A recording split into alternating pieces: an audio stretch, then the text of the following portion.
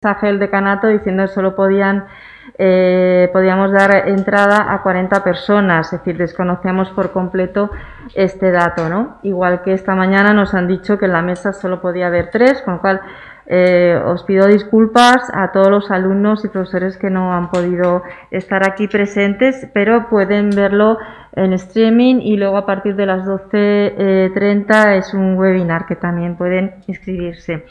Bien. Estamos aquí para desarrollar una jornada de un proyecto que se llama Deporte, Diversidad Religiosa y Derecho.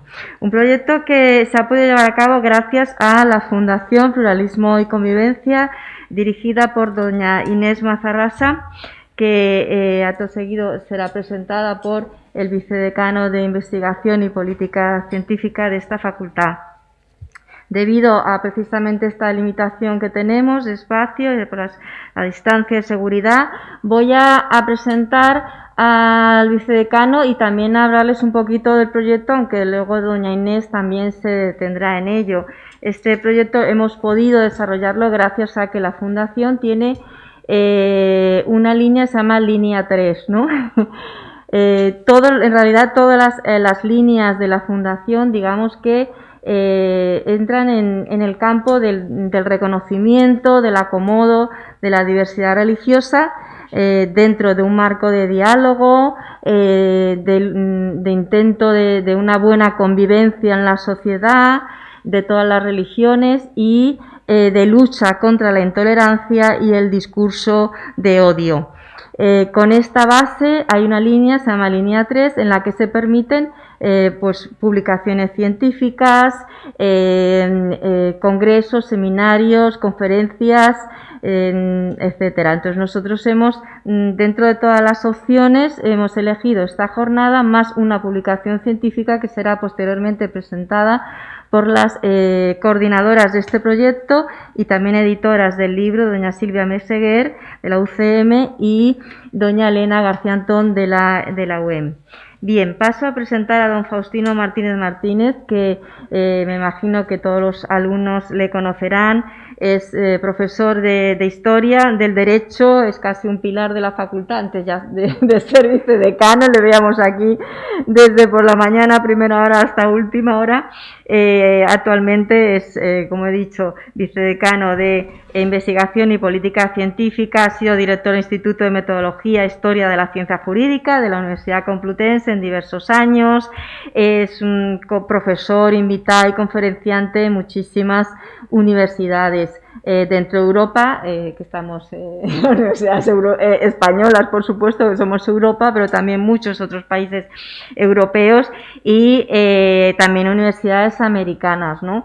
La verdad es que es una persona con un trabajo de investigación bastante potente, tiene muchos libros, muchísimos artículos publicados. Él me ha dicho que sea breve, que no le lea todo el currículum porque tengo aquí 2 páginas y media y eso que es currículum breve lo que me ha enviado. Entonces me voy a retirar y le voy a ceder a él la palabra para que presente a la directora de la Fundación, a nuestra directora de departamento y a la vicedecana de la Universidad Europea de Madrid, a quien también le agradezco que esté aquí presente. Muchísimas gracias a todos. Bueno, muchas gracias, Irene. Bueno, antes de nada, bienvenidos a todos a este acto que ahora comienza. Voy a ser breve y limitarme pues a mi función de presentación. No sin antes pues reiterar esa bienvenida sobre todo a Inés y a Natalia, que vienen de fuera de la UCM, ¿no? Además de la bienvenida, voy a desearles un trabajo fructífero a lo largo de esta jornada, sobre la base además de que tienen ya un texto de referencia sobre el que se va a hablar y sobre el que se va a reflexionar, que es este volumen sobre deporte, diversidad religiosa y derecho.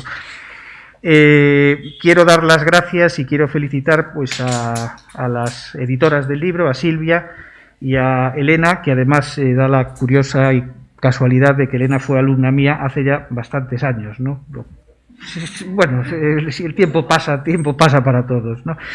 Pero bueno, que a uno le reconforta, ¿no? Ver que bueno, que ha dejado alguna semilla y que ha permitido pues que se desarrolle una exitosa, espero, carrera académica, ¿no? Entonces, enhorabuena, Silvia, enhorabuena por este magnífico volumen.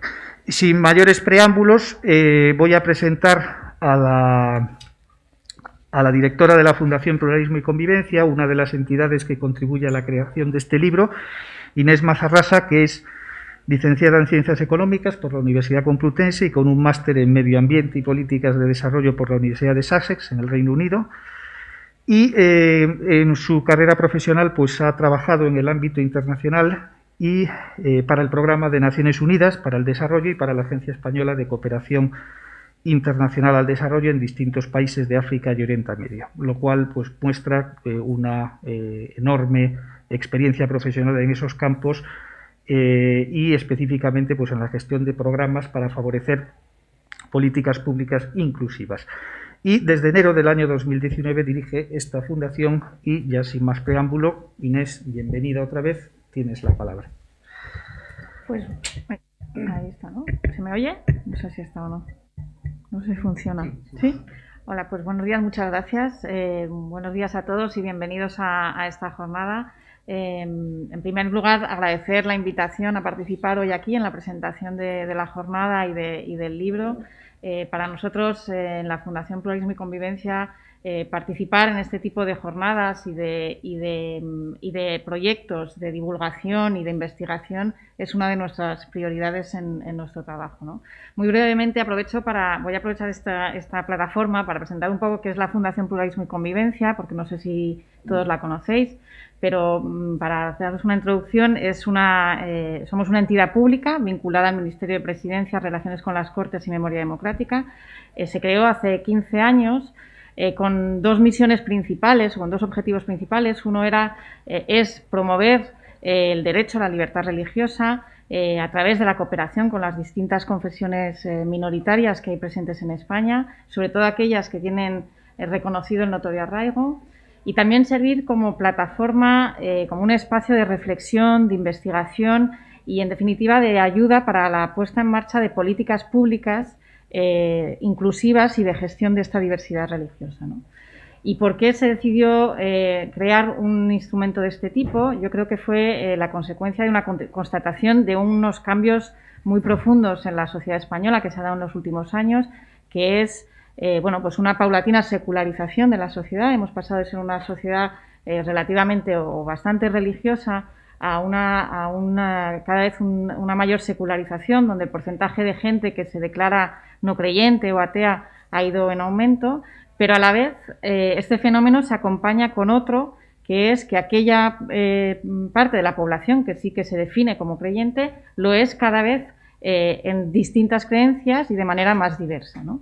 Y eso se ve, por ejemplo, viendo el registro de entidades religiosas que tiene el Ministerio de Justicia, pues aproximadamente creo que son como unas 19.000 entidades que hay registradas, el 70% son católicas, pero hay un 30% que son de confesiones musulmana, judía, protestante, budista, hindú, etcétera, ¿no? Entonces, digamos que el abanico de creencias ha ido ampliándose en estos años. Y esto lo que crea, aparte de una riqueza en cuanto a sociedad y a diversidad social, lo que sí que hace es hacer más compleja la gestión de toda esta diversidad, ¿no? Y en ese sentido, pues la Fundación es un instrumento del que se dota el Estado para poder llevar a cabo y poner en marcha políticas que favorezcan el acomodo de esta diversidad y que el desarrollo del derecho a la libertad religiosa se haga de acuerdo a las necesidades que van surgiendo a medida que la sociedad va cambiando e integrando estas distintas maneras y cosmovisiones de las que hay en la sociedad, ¿no?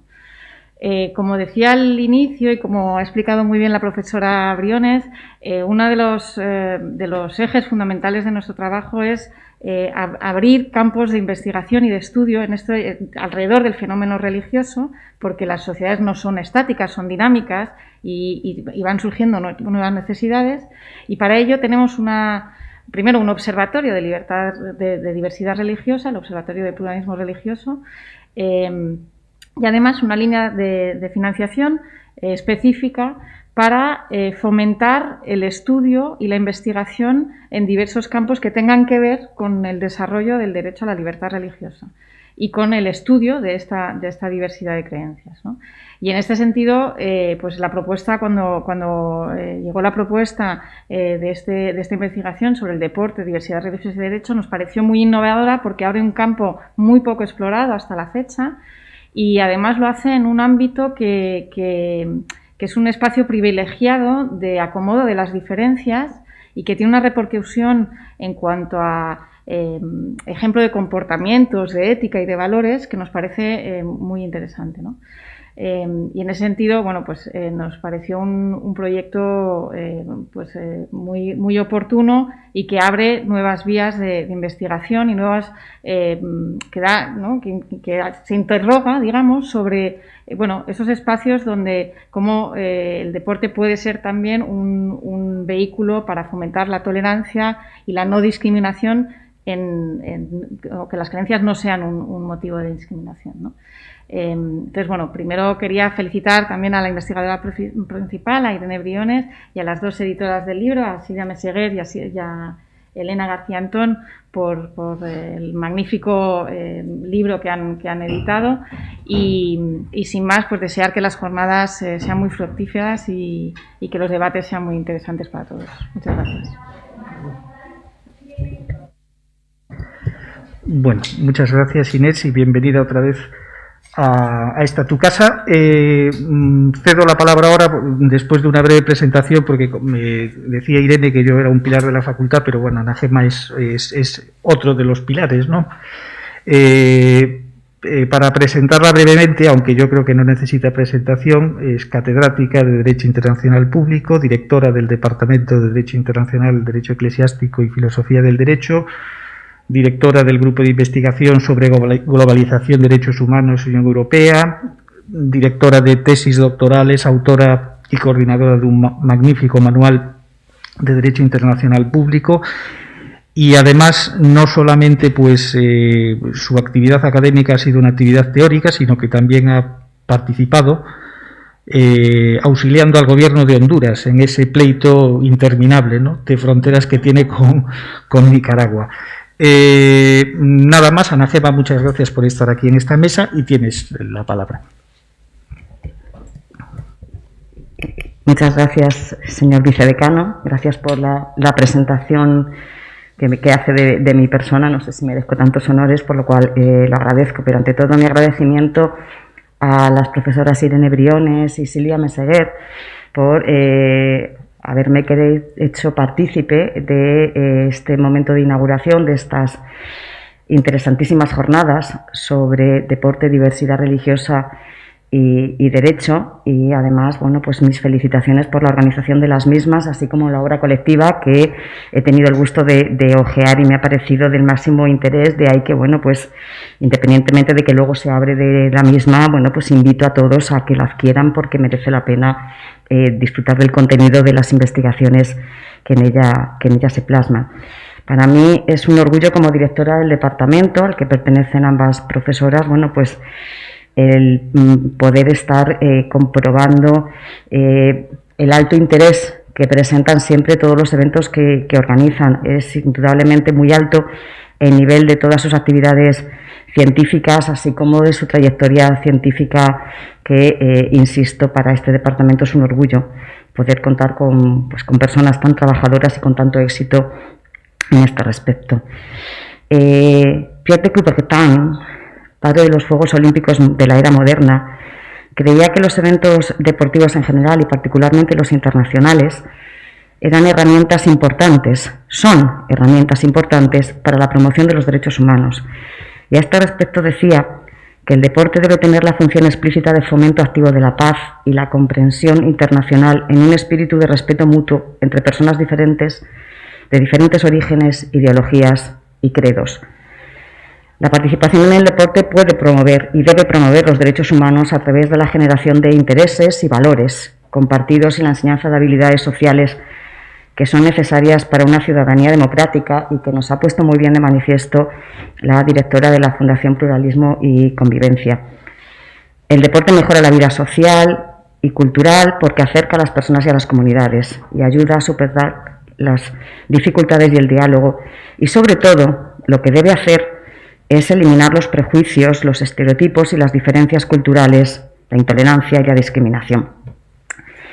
Yo creo que todos somos conscientes de que uno de los retos que afrontamos sin duda hoy en día es llevar a la práctica que por encima de la raza y por encima de la religión debe estar el deporte y fomentar por tanto esos valores que hace un momento indicada. Este es un reto que cada vez se antoja más complicado porque debido a los flujos migratorios se ha producido que cada vez nos encontremos conviviendo, y lo decía muy bien la presidenta de la Fundación, con un mayor número de culturas y de religiones, y eso ha incidido y mucho en el deporte. No tenemos que echar más que un vistazo a una de las competiciones deportivas con mayor seguimiento mundial, el fútbol. Los deportistas de élite son auténticos iconos y la manifestación de sus creencias religiosas es una faceta que no dejan de lado mientras desarrollan su actividad laboral. Es frecuente, yo creo que todos lo hemos visto, ver a futbolistas católicos santiguándose antes de comenzar el partido o a jugadores musulmanes orando con las palmas hacia arriba.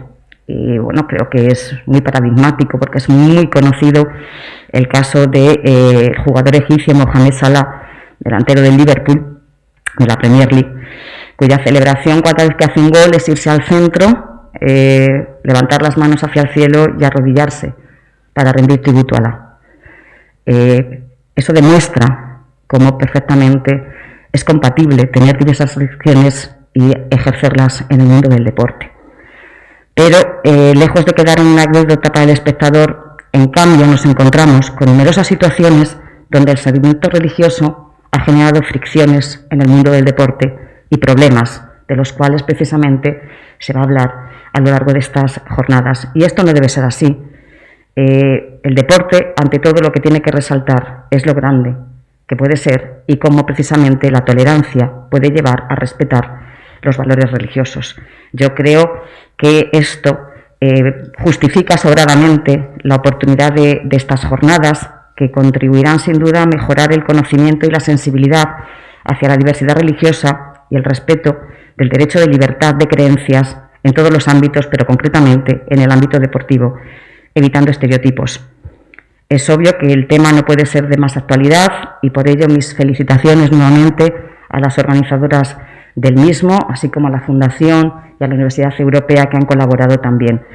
Yo creo que organizar jornadas de este tipo no sirve sino para demostrar lo importante que es la universidad, da prestigio en particular a nuestro departamento, al Departamento de Derecho Internacional, Eclesiástico y Filosofía del Derecho, y en general a la universidad.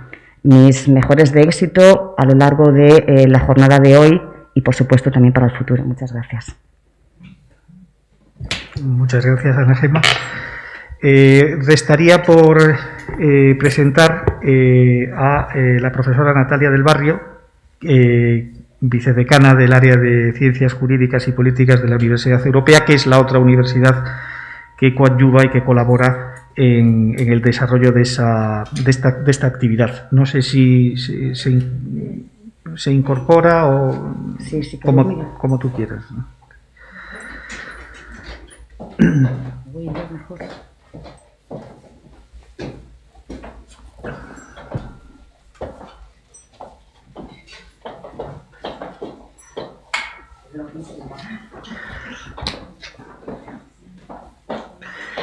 Bueno, Natalia del Barrio ha estudiado Derecho en el ICADE, es doctora con mención europea y su ámbito de especialización es el Derecho Comparado, en donde pues ha estudiado temas tan variados como el Common Law, el anglosajón, el Derecho Islámico o la interrelación entre los diversos sistemas y culturas jurídicas del mundo.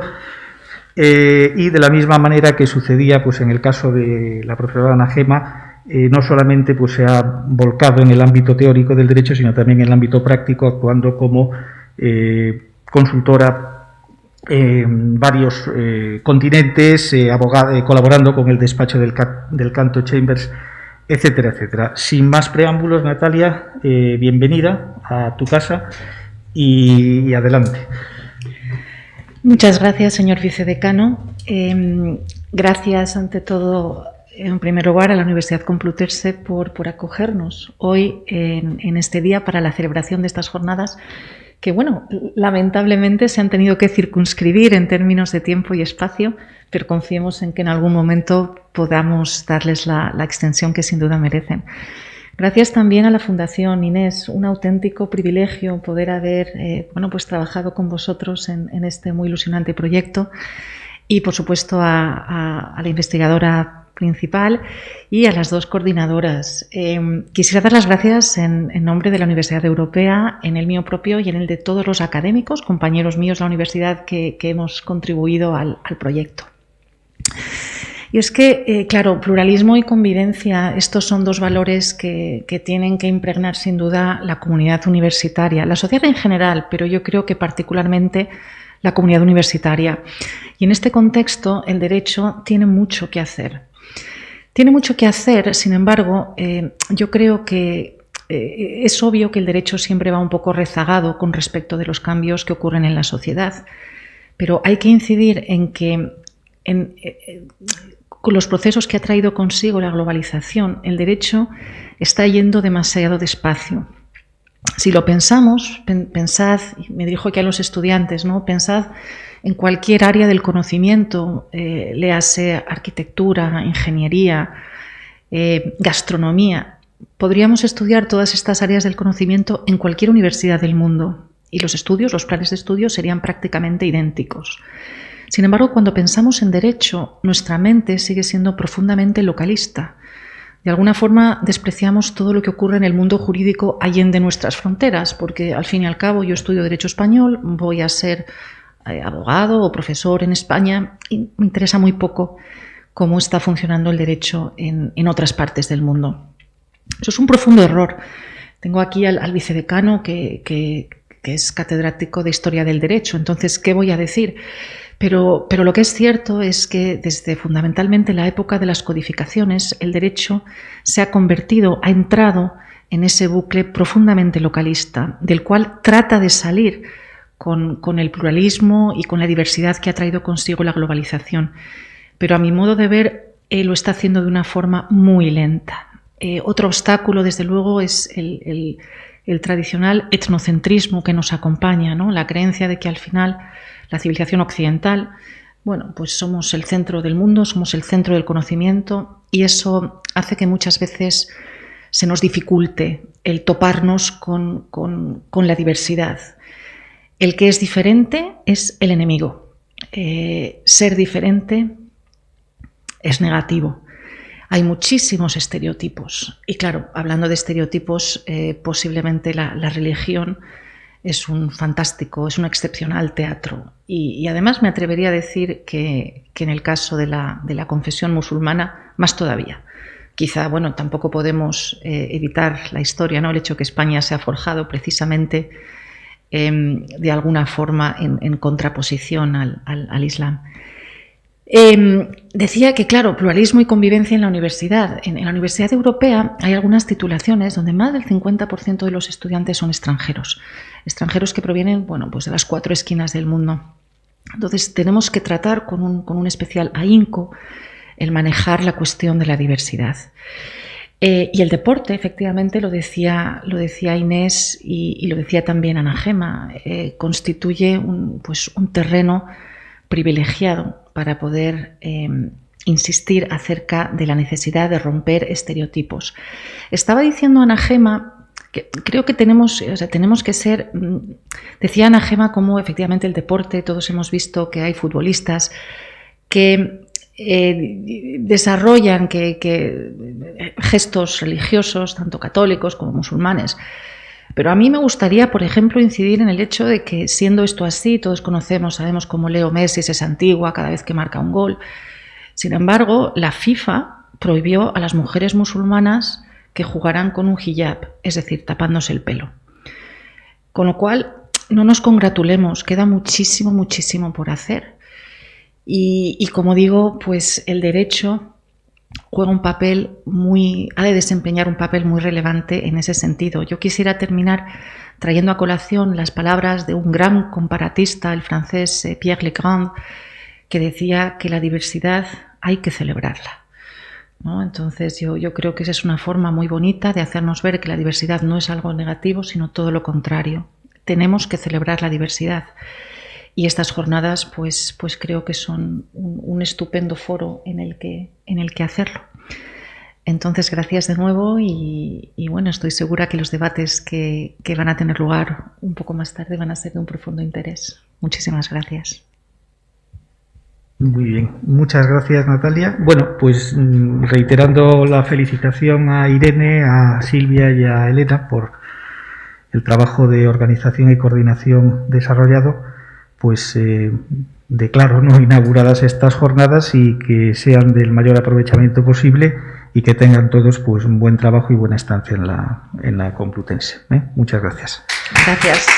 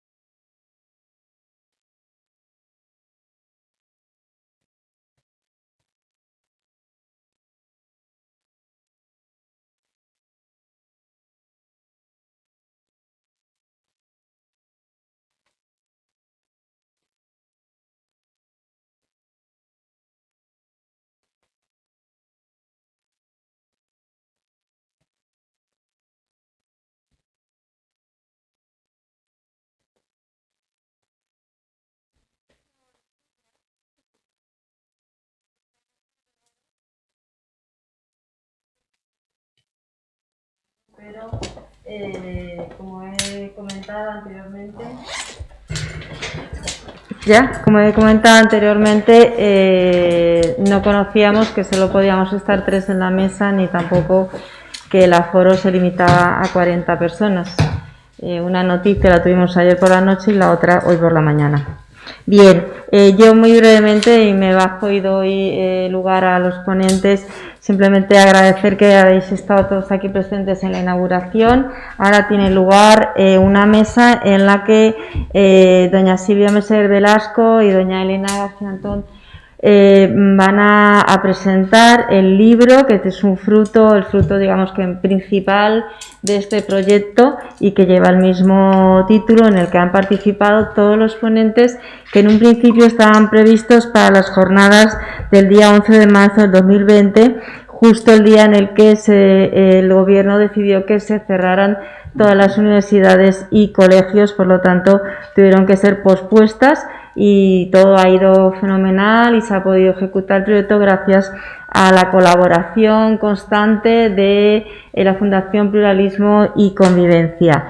Pero el libro, afortunadamente, salió en tiempo y forma, ¿no?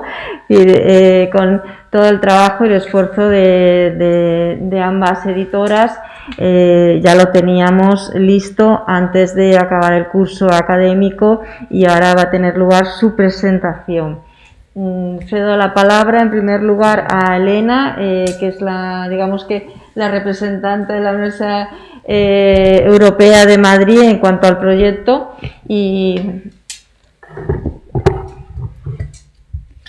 Muchas gracias, Irene. Buenos días a todos, autoridades académicas, directora de la Fundación Pluralismo y Convivencia, profesores y alumnos.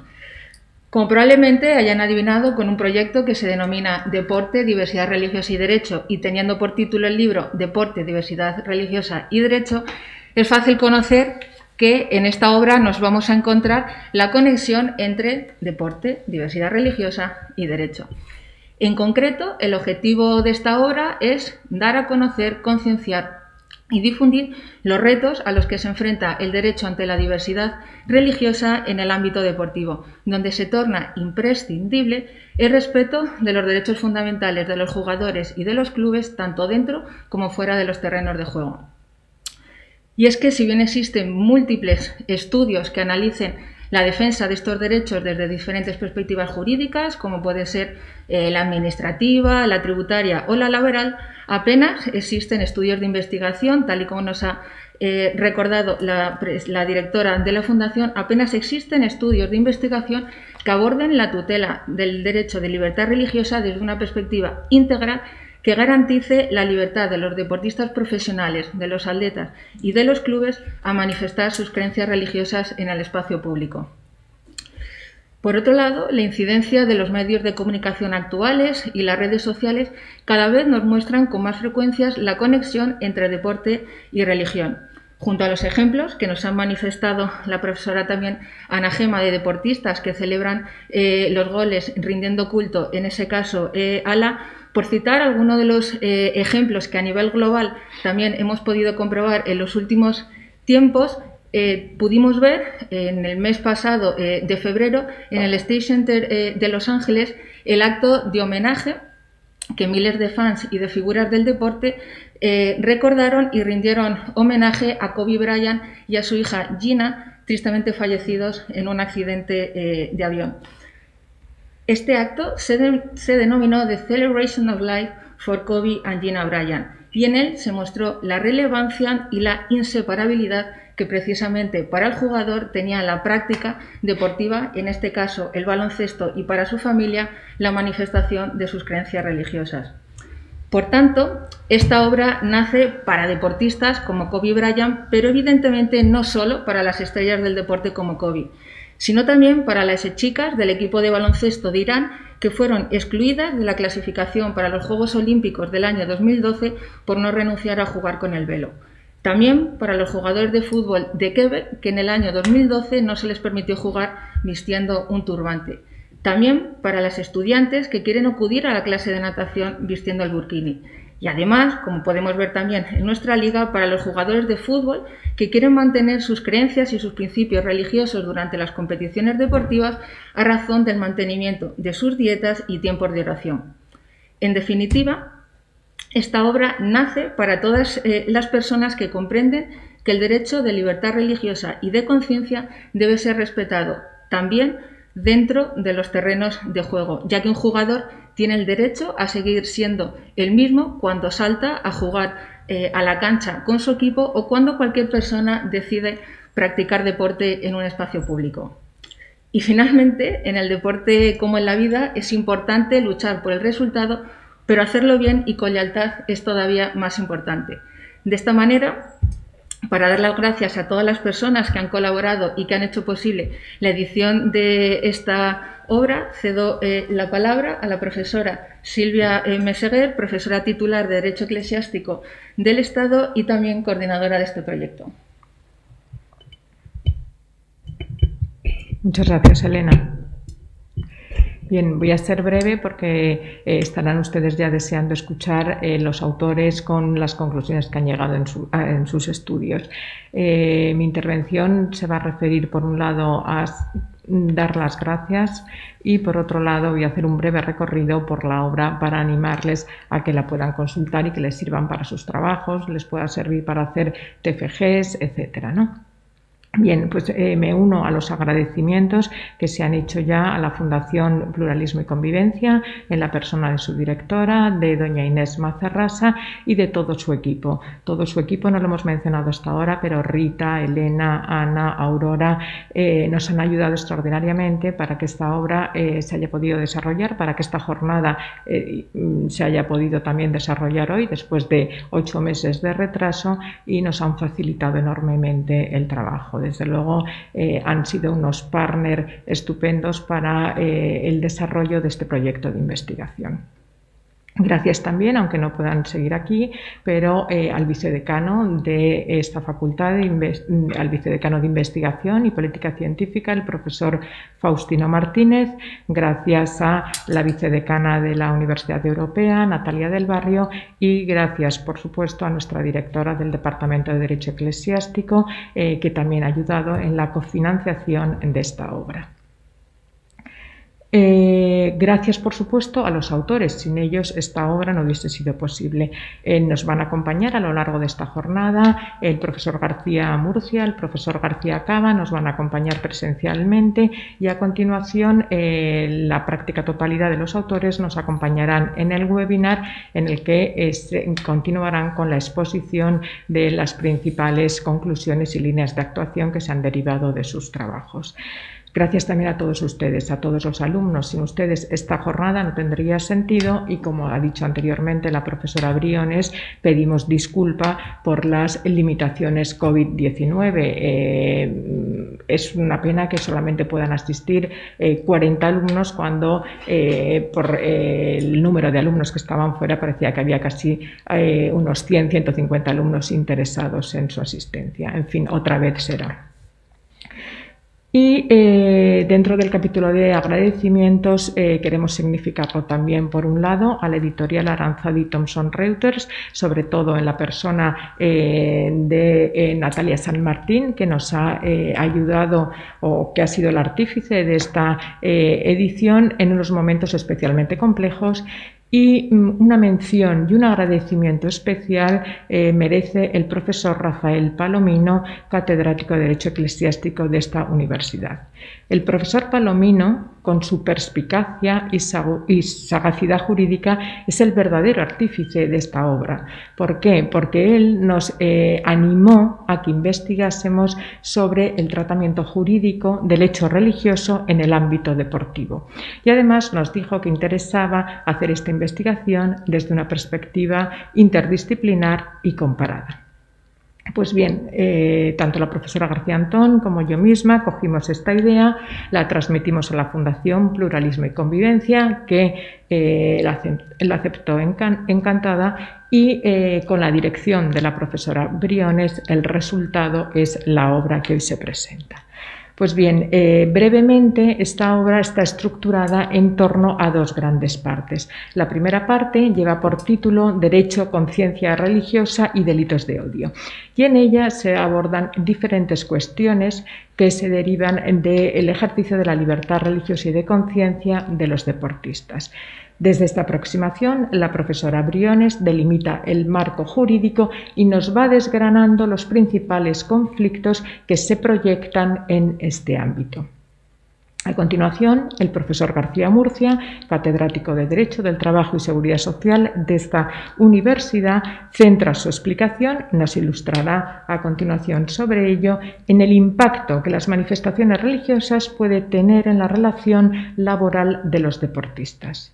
Desde una aproximación similar, la profesora Roldán Martínez, también catedrático de Derecho del Trabajo y de la Seguridad Social de la Universidad Europea, nos pone sobre la pista de los conflictos que se pueden producir cuando existe una colisión entre la manifestación de estas creencias religiosas y el poder de dirección empresarial de la entidad deportiva en cuestión.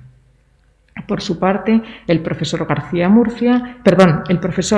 Cava, que también nos acompaña, explica la compleja estructura organizativa internacional y nacional de las federaciones internacionales y de las ligas profesionales, con especial referencia al régimen futbolístico. En su exposición posterior nos acercará a alguno de estos conflictos que ha podido vivir de primera mano y nos da algunas pautas para su resolución. Además, en esta primera parte se incluyen cuestiones tan sensibles, pero a la vez tan importantes y tan interesantes como los delitos de odio por razón de las creencias religiosas en el ámbito deportivo. Y además también se aborda desde la perspectiva de la responsabilidad penal o administrativa de las entidades deportivas cuando estos delitos de odio se cometen en sus instalaciones. A ello nos explicarán, lo abordarán la profesora Pérez Madrid, catedrática de Derecho Eclesiástico de la Universidad de Barcelona, y el profesor Pavón, profesor de Penal de la Universidad Europea y también profesor asociado en esta universidad. En el webinar de las 12:30, en la primera mesa redonda, nos expondrán sus conclusiones.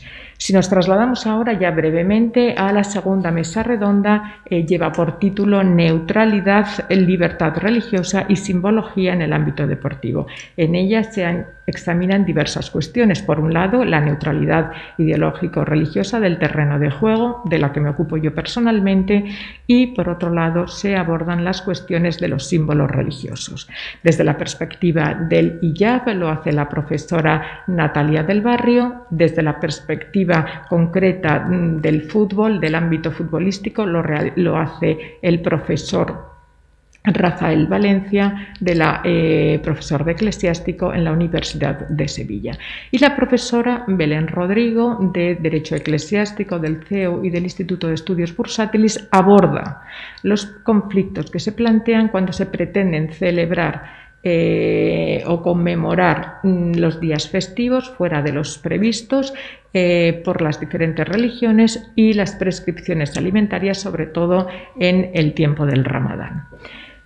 Este estudio decíamos que se aborda también desde una perspectiva comparada, y de ello se ocupa el profesor Santiago Cañamares, profesor titular de esta universidad, que también nos acompaña y experto precisamente en el análisis del derecho comparado. En su estudio lo que trata de determinar es cuáles son los criterios de la jurisprudencia norteamericana para ver en qué medidas se pueden trasladar a los ordenamientos europeos. La profesora García Antón, por su parte, se ocupa de la necesaria acomodación de las creencias religiosas a las que se dirigía anteriormente la directora de la Fundación para acomodarlas en las Olimpiadas y en concreto en los Juegos Olímpicos de Tokio 2020 que serán Tokio 2021. Bien, y por último, no menos importante, la profesora de Derecho Civil en la Universidad Europea aborda la necesaria protección del interés del menor cuando en el momento de la contratación de los deportistas profesionales. Pues bien, del elenco de temas abordados, de su análisis desde diversas disciplinas, conviene destacar que religión y deporte están llamadas a entenderse en estas sociedades multireligiosas y multiculturales. A lo largo de esta obra, y este ha sido su verdadero objetivo, es abordar unas líneas de actuación, unas pautas que permiten que este entendimiento mutuo se haga efectivo en las sociedades actuales. Pasamos ahora a presentar a los dos ponentes que van a intervenir, a los dos autores que van a intervenir en la mesa redonda y que nos expondrán precisamente algunas de estas líneas de actuación. Muchas gracias.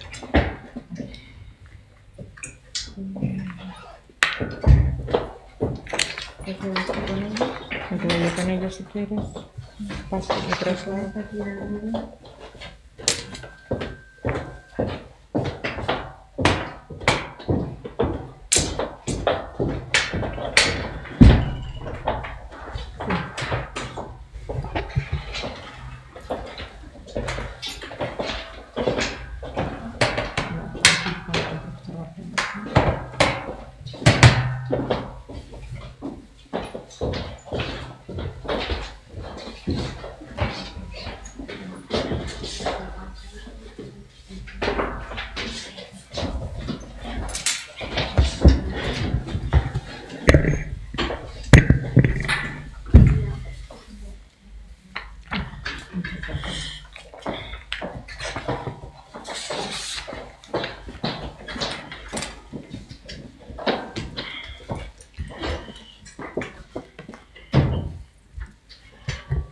¿Se escucha?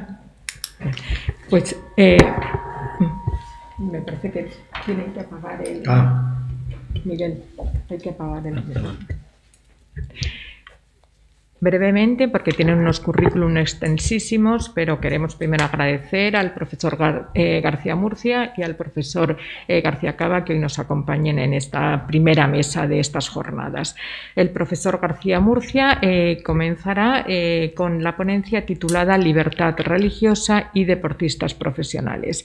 El profesor García Murcia es catedrático de Derecho del Trabajo y de la Seguridad Social de esta universidad desde el año 2008, es autor de numerosísimas monografías, ha publicado más de un centenar de artículos en prestigiosas revistas de su especialidad, es autor de diversos capítulos de libros, director de obras colectivas, ha publicado un gran número de estudios, comentarios jurisprudenciales y crónicas de legislación y jurisprudencia en diversas revistas y publicaciones de su especialidad, director de numerosas tesis doctorales, director e investigador principal de numerosos proyectos de investigación de los ministerios competentes, ponente en numerosos congresos y jornadas de estudio, director de la revista Foro de la Facultad de Derecho de la Universidad Complutense, miembro del Consejo de Redacción de diversas revistas de la especialidad, etcétera. Simplemente son unas pinceladas de este currículum, pero que nos demuestran lo bien que se ha elegido la persona más apropiada para el autor más apropiado, el profesor más apropiado, para explicarnos desde el ámbito del derecho laboral cuál es la incidencia de la libertad religiosa en los contratos de los deportistas profesionales. Joaquín, muchas gracias. Muchas gracias, buenos días a todos y un saludo muy cordial para todos, conocidos y no conocidos, cosa que en estas condiciones no es fácil de calibrar por las dificultades que tenemos incluso de identificación. Pero en cualquier caso es un placer participar en esta sesión y también entrar en contacto de nuevo pues, con personas de este ámbito, de nuestra facultad y también personas acogidas en este momento que vienen afortunadamente prestando colaboración desde otras instituciones. Lo primero que yo querría decir también, o junto a lo anterior, es mostrar mi gratitud por la amable invitación para participar primero en el libro, en estos estudios que, como habrán podido apreciar, y a mí me ha sorprendido también desde ese punto de vista, pues están destinados a marcar un hito en las reflexiones sobre el derecho a la libertad religiosa en general y particularmente, como es natural, dentro del ámbito deportivo. Y además de participar en esos estudios, pues participar en estas sesiones de puesta en común o puesta en contacto que siempre sirven también para enriquecer y para proseguir en la indagación o en la exploración correspondiente.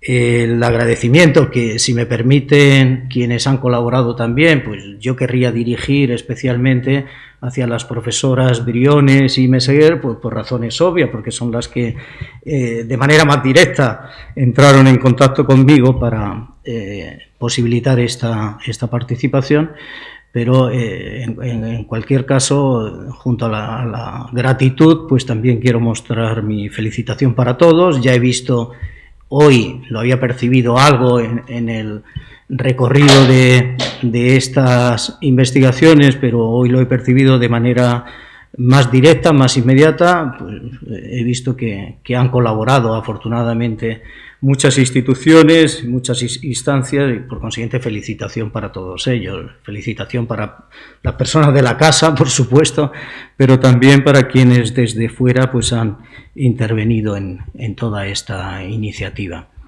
Yo creo que esta es una buena ocasión también para, primero, llamar al ánimo, transmitir ánimo, y particularmente quiero hacerlo en relación con los alumnos. Probablemente pues corran el riesgo en esta coyuntura de perder un poquito de ilusión, un poquito de fuelle en sus estudios universitarios y concretamente en los estudios de Derecho, pero yo creo que deben mantener las fuerzas, deben mantener el ánimo. Esto va a pasar y yo creo que va a pasar pronto ya, y por consiguiente ustedes pues van a estar en condiciones de presentarse en la vida social con la formación que han tenido quienes les han precedido. No piensen que van a sufrir mucha pérdida, pero para eso, desde luego, pues todos debemos mantener el ánimo en buenos niveles.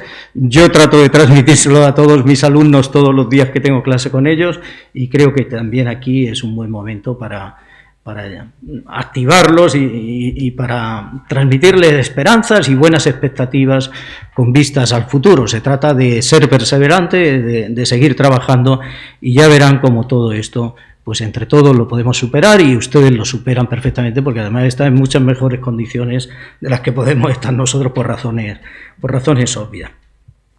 También yo creo que es una buena ocasión para llamar al respeto y a la tolerancia entre todos. Como se ha dicho antes en las afortunadas intervenciones que me han precedido, la libertad religiosa es como una especie de crisol alrededor del cual pues gira en la mayor parte de los aspectos la vida social, la organización social, y por eso sobre ella seguramente pues tenemos que concentrar esos valores que son básicos para la buena convivencia, que son muestra de lo que se supone que es nuestra civilización, de nuestros avances en todos los sentidos, que son sobre todo, creo yo, la tolerancia hacia los demás y el respeto al prójimo, como se decía tradicionalmente, y quizá valga la pena recuperar también con ocasión de estos acontecimientos que estamos viviendo. Por tanto, procuremos ser tolerantes. Si no nos gustan las cosas y no nos gustan las cosas de los demás, pues quizá a los demás no les gusten las cosas nuestras tampoco, pero entre todos tenemos que encontrar un justo medio para poder convivir en buena lid. Y por supuesto, esta es una buena ocasión, la realización del libro, de los estudios, de estas sesiones, una buena ocasión para reflexionar y para seguir reflexionando sobre el alcance de la libertad religiosa. Es muy probable que quienes se dedican de manera más directa al derecho eclesiástico o en general al estudio de las religiones desde cualquier perspectiva, pues digamos, hayan avanzado más científicamente y en su nivel de conocimientos acerca de lo que supone el hecho religioso y todas sus facetas o dimensiones, pero desde nuestro modesto punto de vista, desde quienes nos acercamos al derecho preferentemente y no a otras disciplinas sociales, y quienes nos concentramos en una parcela muy pequeña, al fin y al cabo, muy localizada, de las relaciones sociales y del mundo jurídico, pues la libertad religiosa sigue siendo un gran escenario por descubrir. Por consiguiente, desde mi punto de vista al menos, yo creo que esta sesión o estas sesiones, este seminario, es una buena ocasión para seguir reflexionando sobre algo que yo creo que no está del todo hecho, al menos, repito, desde nuestro punto de vista. La combinación, la buena combinación entre el respeto a la libertad religiosa y la atención a otras necesidades que pueden tener las personas, que pueden tener los ámbitos de producción o quienes intervienen en el sistema productivo, las empresas o empleadores y en general pues los distintos ámbitos de la vida social, repito, es algo que sigue mereciendo, me parece a mí, pues una exploración mayor, una exploración un poco más delicada, un poco más atenta, pues para tratar de conjuntar todas las piezas de la mejor manera posible. Yo creo que en la libertad religiosa también se concentra una cierta paradoja. La religión, y creo que la experiencia histórica da muestras de ello, la religión es algo muy personal, algo muy valioso, algo que sirve también para crear sociedad y para hacer avanzar a las sociedades y generar pues todos los vínculos que son necesarios para que las personas puedan convivir y puedan avanzar en todos los valores intelectualmente, etcétera.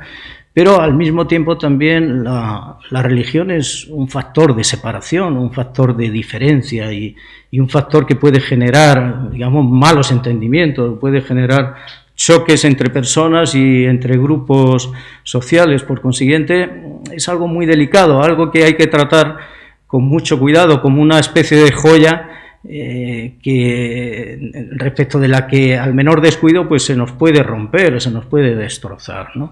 o que nos puede causar algún perjuicio en un sentido o en otro, ¿no? Por consiguiente, pues todo lo que se reflexione acerca de la libertad religiosa, de lo que supone, de lo que sirve para entendernos, para conjuntarnos, y todo lo que se pueda avanzar en ese sentido, precisamente en esa dirección, no de diferenciar, sino de tratar de aunar distintas maneras de ver las cosas, distintas maneras de ser o de enfocar la vida, etcétera, pues puede ayudar a que todos estemos mejor, a que vivamos mejor, en mejores condiciones y más tranquilos también, y con mayores dosis de paz, por decirlo así, ¿no? y de entendimiento. Bueno,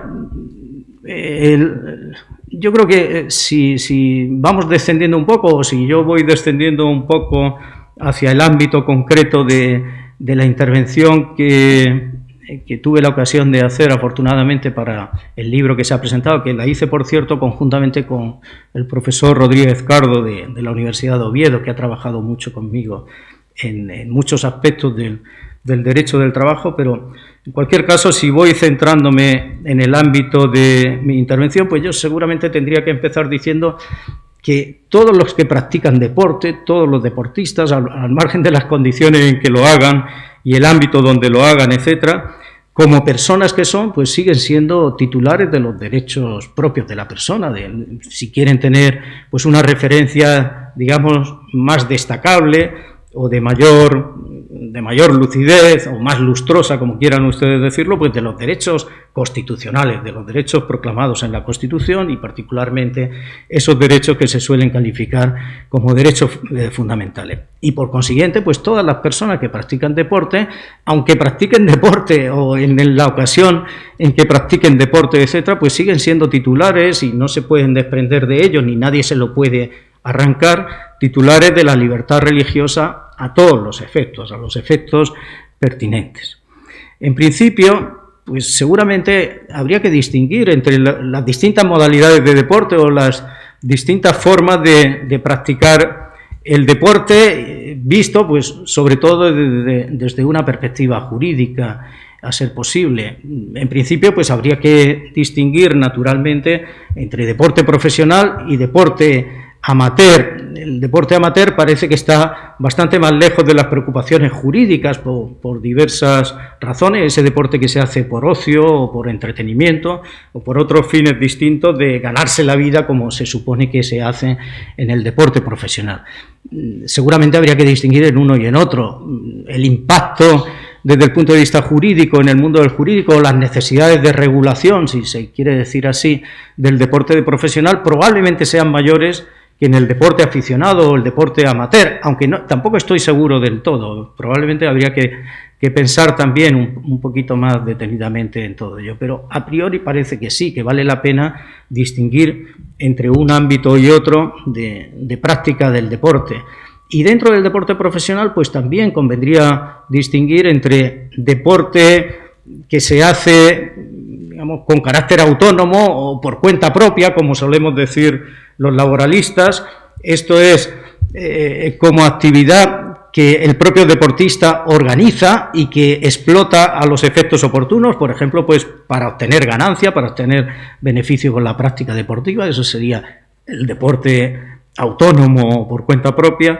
Y por otro lado, pues el deporte asalariado, en régimen de asalariado, a través de un contrato de trabajo, o en su caso un vínculo similar, un deporte que se realiza ya para alguien, por cuenta de una empresa deportiva, que puede ser un club, una sociedad deportiva, o puede ser una empresa que se dedique a organizar competiciones deportivas y que implica la sujeción de la persona que hace deporte, como cualquier trabajador, la sujeción a poderes de otro, a los poderes de organización y dirección que en ese caso tendría esa empresa deportiva o club deportivo o la empresa que organiza las competiciones deportivas correspondientes. En principio, yo creo que, sobre todo desde el punto de vista jurídico, habría que distinguir esos distintos escenarios o esas distintas modalidades de práctica del deporte. Pero, en definitiva, yo creo que los problemas pueden ser comunes en unos casos y en otros. Los problemas se pueden reconducir a un par de ideas o más bien a un par de hipótesis. La hipótesis, por ejemplo, en primer lugar, o como primera hipótesis, la de la persona que practica el deporte dentro de un ámbito que defiende un determinado ideario religioso y que por esa razón pues, puede enfrentarse a determinados problemas, determinados choques entre el quien realiza el deporte y el ámbito, el ideario religioso que se defiende en ese ámbito. Y por otro lado, la segunda hipótesis, la defensa por parte de quien hace el deporte de determinados valores religiosos frente a aquel que está al frente o que es titular del ámbito donde se desarrolla la actividad deportiva correspondiente. Yo creo que esas son las hipótesis y en todos los casos seguramente pues hay que llegar a una buena ponderación, a una buena combinación entre una posición y otra, entre quien defiende el ideario y quien tiene que trabajar o prestar los servicios correspondientes o hacer la práctica correspondiente con sujeción a ese ideario o dentro del marco de ese ideario y los posibles choques que pueden surgir entre quien quiere hacer valer su religión o sus creencias religiosas, sus convicciones religiosas, frente a aquel que organiza la actividad correspondiente o que tiene poder de decisión de alguna manera sobre la actividad correspondiente. En el caso concreto del trabajo asalariado, y lo voy a decir de manera telegráfica ya para tratar de ajustarme al tiempo disponible, en el caso concreto la principal o la hipótesis que fundamentalmente debemos atender, a mi juicio, es la del deportista que trabaja para una empresa o para un club deportivo, una empresa organizadora de competiciones deportivas, el deportista que quiere hacer valer sus convicciones religiosas frente a esa empresa para la que presta el servicio correspondiente, para la que hace la práctica de deporte correspondiente. En ese caso yo creo que hay que poner, antes que nada, sobre la mesa las dos vertientes posibles de la libertad religiosa. Por un lado, la vertiente, por decirlo así, pasiva o negativa, en el sentido de que, desde luego, la empresa tiene que respetar las convicciones religiosas del deportista, no puede inmiscuirse en ellas, no puede indagar en ellas, no puede sancionar o perjudicar al deportista por las convicciones, por la religión que tenga o la fe religiosa que practique. Y por otro lado, la dimensión o la faceta positiva, si lo queremos llamar así, que nos plantea o nos hace preguntarnos hasta qué punto el deportista puede poner en el escenario sus creencias religiosas y puede exigir algo a la empresa en relación con sus convicciones religiosas. Y ese es seguramente el gran problema. Y yo diría, telegráficamente también, desde luego, el deportista que quiere hacer valer sus convicciones religiosas en el ámbito de la empresa para la cual presta los servicios deportivos correspondientes, no puede hacer proselitismo, no estaría bien que hiciera proselitismo. Sí puede pedir, seguramente, adaptaciones razonables para poder llevar a cabo la práctica de las convicciones religiosas correspondientes en cuanto puedan chocar con la ejecución del trabajo a la que se ha comprometido. Y puede, seguramente, mostrar rechazo también a determinadas exigencias de la empresa que tengan que ver con su trabajo y que puedan chocar con sus convicciones religiosas. Exigencias, por ejemplo, piensen ustedes en el ámbito, en la dimensión de la publicidad de determinados productos que a juicio del deportista pues choquen o puedan chocar con sus valores religiosos. En fin, otro punto seguramente importante también en esa relación entre el deportista que quiere hacer valer sus convicciones religiosas y la empresa para la cual realiza la práctica deportiva correspondiente es el de la exhibición de signos o símbolos religiosos por parte del deportista.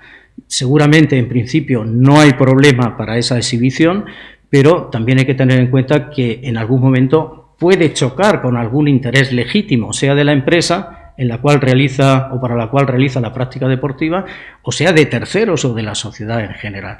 Si hay afectación a intereses legítimos o derechos de otros, pues también la exhibición de esos signos o símbolos religiosos tendrá que tener las acotaciones o las limitaciones o restricciones pertinentes. Todo eso pues dentro de esa operación a la que yo al principio quería referirme, que seguramente es necesaria en todo caso, esa operación de ponderación, de buena ponderación entre los valores religiosos de una parte y los intereses legítimos y derechos de la otra parte. Bueno, pues muchas gracias y ojalá que todo se desarrolle bien y con aprovechamiento para todos ustedes en estas sesiones, y gracias en especial de nuevo a los organizadores. Muchas gracias, profesor García Murcia, por su intervención. Ya se ve que desde el ámbito laboral queda mucho camino por recorrer y continuaremos investigando desde esta perspectiva. Bien, corresponde ahora la intervención al profesor García Cava. Miguel García Cava es profesor de Derecho Administrativo de la Universidad Carlos III y es profesor colaborador de Derecho del Deporte de la Universidad San Pablo CEU. Además, es académico correspondiente de la Real Academia de Jurisprudencia y Legislación y tiene numerosísimos cargos relacionados con el ámbito del deporte. En concreto, en la actualidad es vicesecretario general de la Real Federación Española de Fútbol, con anterioridad ha sido de su asesoría jurídica, es vocal del Comité de Control, Ética y Disciplina de la UEFA, es árbitro del Tribunal Español de Arbitraje Deportivo del Comité Olímpico Español. Además, ha sido jefe del Departamento de la Dirección de Servicios Jurídicos del Real Madrid. En fin, tiene un currículum muy interesante, además, que combina lo académico con la aplicación práctica del deporte.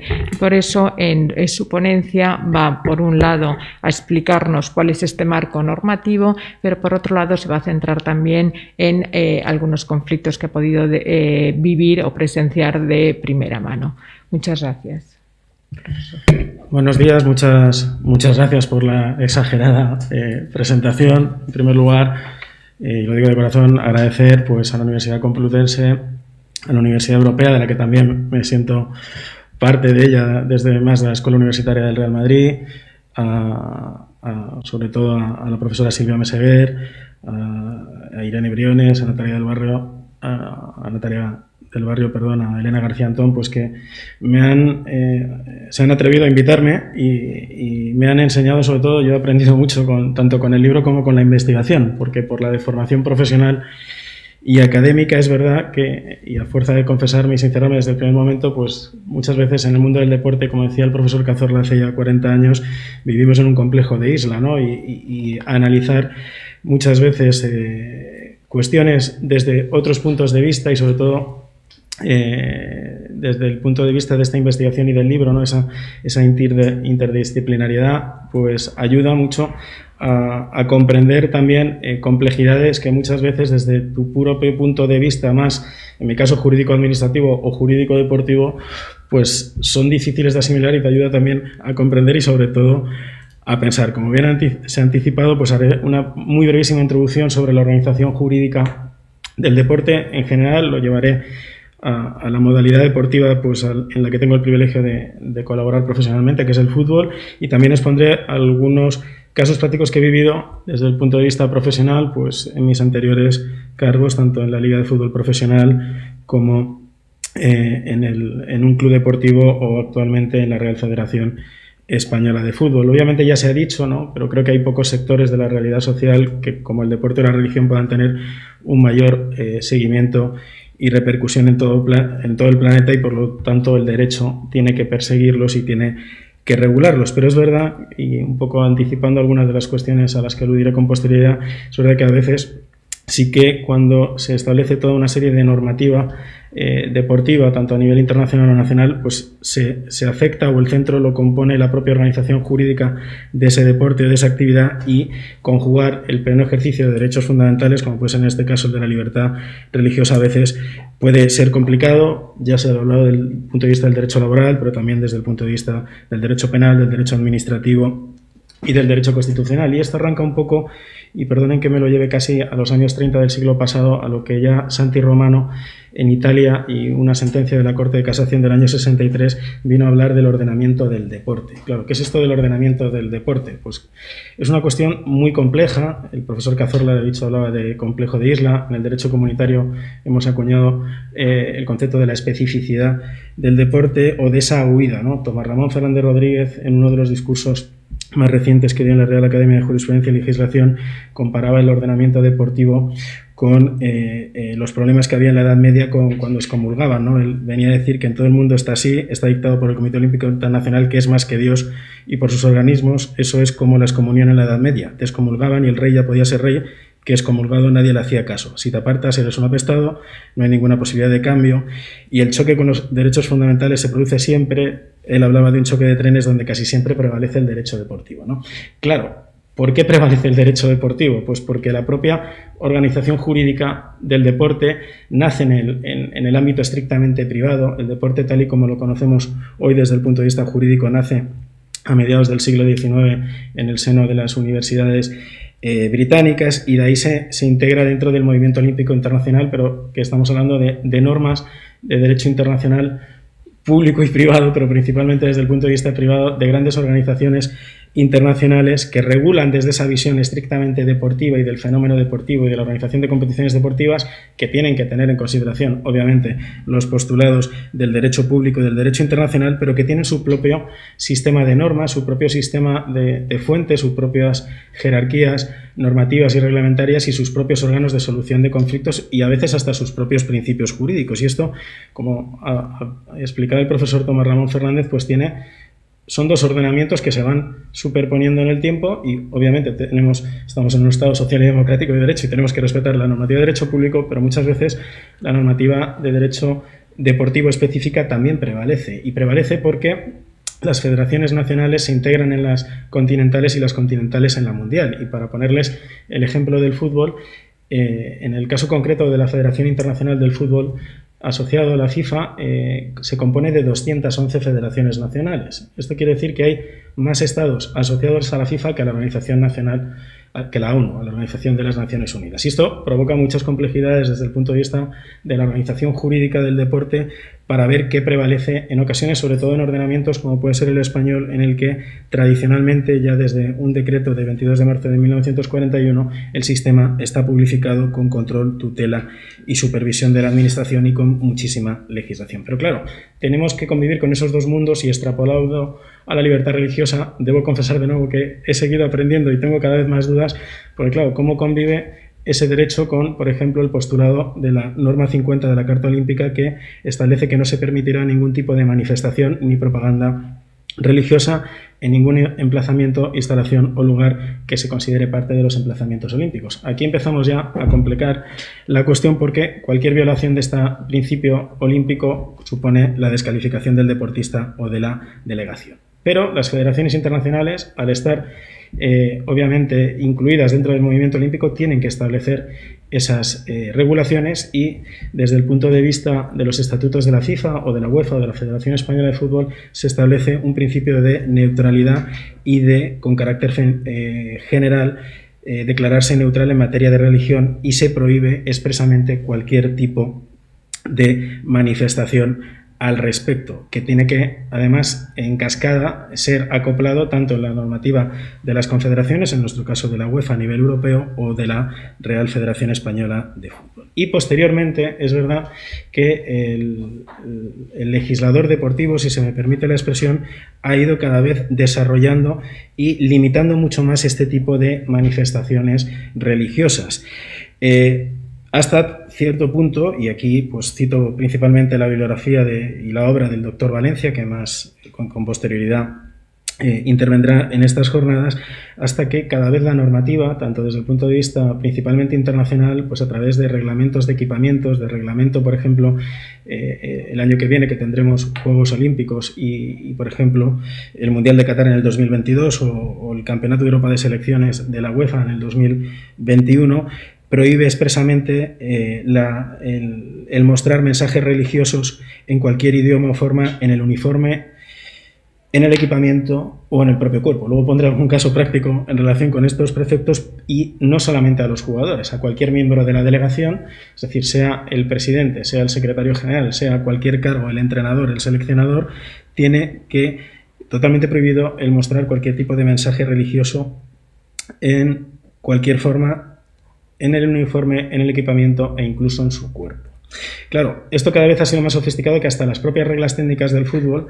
Se ha comentado antes el ejemplo pues, que tuvimos en Canadá o los ejemplos que hemos tenido en Irán o en algún país árabe, pero claro, hasta tal punto que también desde el punto de vista de la aplicación de las reglas técnicas por parte de los jueces, de los árbitros, tampoco tienen que verificar que en esa indumentaria de los propios jugadores o jugadoras no puede figurar ningún tipo de eslogan, mensaje o imagen de carácter religioso, y todo esto, por supuesto, conlleva un régimen sancionador. Esto es por lo que hace referencia a lo que sería la normativa jurídico-deportiva. Desde el ámbito nacional, en España obviamente toda esa normativa jurídica internacional la tenemos que transponer al ordenamiento jurídico español, pero también tenemos al menos desde el año 2007, con la aprobación de la Ley 19/2007 de 11 de julio contra la violencia, el racismo, la xenofobia y la intolerancia en el deporte, ya al menos desde el punto de vista del derecho administrativo y del derecho sancionado administrativo, toda una serie de previsiones o de conductas que tratan en la medida de lo posible de proteger el derecho a la diversidad religiosa, a la libertad religiosa, desde el punto de vista de las conductas que tengan relación con el deporte, y se prohíben de forma taxativa cualquier tipo de actos, conductas o incluso declaraciones públicas que puedan ir en contra de ese derecho fundamental a la libertad religiosa en el fenómeno estrictamente deportivo. Y a su vez tenemos ya un reglamento que desarrolla esa ley, el 203/2010 de 26 de febrero, que también cierra un poco toda esa normativa, ¿no? Eso es lo que tenemos, tanto desde el punto de vista del derecho deportivo nacional como internacional, y sí, al hilo un poco de cuando terminábamos de redactar el libro, sí que el nuevo anteproyecto de ley del deporte, la ley del deporte vigente es del 15 de octubre del año 90, ahora mismo se aprobó por parte del Consejo de Ministros hace unos meses un nuevo anteproyecto, sí se reconoce al fin un derecho fundamental del deportista en el artículo 22 del proyecto a la práctica deportiva sin discriminación por razón de religión. Veremos a ver cómo lo encajamos con toda esa normativa específica deportiva, tanto nacional o internacional, que tenemos. Y esto es difícil de conjugar desde el punto de vista práctico. Yo he tenido el privilegio en mi actividad profesional de estar en distintos ámbitos, sea club, sea liga profesional o sea federación, y sí que les quiero poner al menos telegráficamente algunos ejemplos prácticos que nos hemos encontrado, ¿no? En la liga principalmente se dedica a la organización de las competiciones profesionales, y una materia fundamental desde el punto de vista de la explotación comercial de los derechos audiovisuales es la fijación de horarios de los partidos, ¿no? Me dirán, ¿y esto qué tiene que ver con la diversidad religiosa? Pues le diré que al menos hemos tenido problemas, sobre todo con coincidencias de partidos, sobre todo en Sevilla, el derbi sevillano, por razones curiosas, desde los años 80, siempre o casualmente se ha situado el Domingo de Ramos. Hemos tenido hasta peticiones, ya no del arzobispado, sino de la delegación del gobierno, para, por favor, no fijar el Domingo de Ramos un partido en el que enfrente el derbi sevillano por consecuencia del derecho a la manifestación religiosa. O un caso muy curioso, yo aunque no lo parezca, soy granadino, y en el año 2013 tuvimos 2 decretos arzobispales separados por una única semana, en la que también se nos pedía el cambio de horario de disputa de un partido como consecuencia de la final de la Champions League, para permitir en la medida posible que los jóvenes en aquel momento pues pudieran conciliar el derecho a la libertad religiosa con el derecho a disputar o el derecho a disfrutar de un acontecimiento deportivo. Y también pues tuvimos que hacer frente a esa compatibilidad, por un lado, del decreto arzobispal que fijaba un día la procesión, para una semana después fijarlo otro día, ya que no se podía cambiar ni el horario de la Champions League ni el horario de un partido que el Granada también disputaba de forma coetánea a la celebración de la manifestación. No solo desde el punto de vista del organizador de la competición, también como asesor jurídico del club he tenido que convivir con estas normativas específicas que antes les explicaba, ¿no? La prohibición de cualquier tipo de mensaje religioso, ¿no? Y sobre todo cuando a veces hay determinados deportistas que por razón de su religión no quieren ligar su imagen a, por ejemplo, a patrocinio de casas de apuestas, cuestión que tenemos de especial actualidad estos días en el ordenamiento español por otras razones, pero que en aquel momento sí que tuvimos que lidiar. El club tenía un patrocinador de casas de apuestas deportivas y uno de los jugadores pues no se entendía que quería en ese momento poder publicitar en la camiseta, ¿no? Esto fue un conflicto que dirigimos más a un ámbito de la mediación, porque es verdad que si hubiéramos ido al ámbito estrictamente jurídico hubiéramos tenido unos problemas desde muchos puntos de vista, incluso de derechos fundamentales, ¿no? También un tema más reciente que hemos tenido en el último mundial a raíz de la prohibición de los tatuajes, ¿no? Es decir, cómo le puedes decir a una persona que no puede figurar si tiene un mensaje religioso ese tatuaje cuando él salga a disputar una competición deportiva con su club o con su selección. Pero bueno, también afortunadamente desde el punto de vista más de la autosolución de conflictos o de la autoorganización hemos convivido mal, pero hemos podido solucionar esos conflictos. Bueno, en definitiva, porque creo que ya estoy superando los 10 minutos otorgados, creo que gracias a las profesoras pues he podido conocer una materia desde otro punto de vista que creo que es necesario esa mayor reflexión desde el punto de vista de permitir el libre ejercicio de esos derechos fundamentales, de la libertad religiosa. A mí siempre me gusta terminar con una cuestión. Bill Shankly, en su día que fue un entrenador del Liverpool, afirmaba que algunas personas creen que el fútbol es una cuestión de vida o muerte y le decepcionaba porque entendía que es mucho más importante que eso. Hombre, obviamente las relaciones entre el derecho del fútbol y la diversidad religiosa todavía no habrán llegado a esos extremos tan radicales, pero creo que esto es una llamada de atención. El artículo 22 del anteproyecto de ley del deporte va por configurar ese derecho fundamental de cualquier deportista a la libre expresión de su religión y por lo tanto creo que es un tema que merece ser investigado con mayor detenimiento, con lo cual pues mi ofrecimiento y mi invitación es que tanto que desde la Complutense de la Universidad Europea la labor de las profesoras Briones, García Antón, Natalia del Barrio, Silvia Meseguer, pues sigan profundizando en una materia tan apasionante, por lo menos como es en mi caso, como son el deporte y el derecho. Y nada más, reiterar mi agradecimiento y mi felicitación tanto por la jornada como por la excelente monografía que han dirigido y coordinado. Muchas gracias.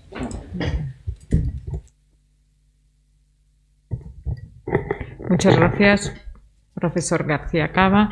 Tomamos su idea del artículo 22 del anteproyecto, seguiremos investigando sobre estas cuestiones y al hilo, ya lo hemos hecho, pero continuaremos al hilo de la igualdad y la prohibición de discriminar por razón de las creencias religiosas también en el ámbito deportivo.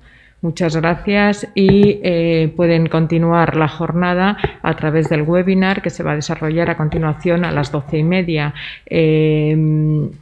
Si es tan amable, José Antonio, nos puede poner a lo mejor la dirección del webinar, que me parece que está en el cartel, para que puedan tomar nota los alumnos que estén interesados en seguirlo.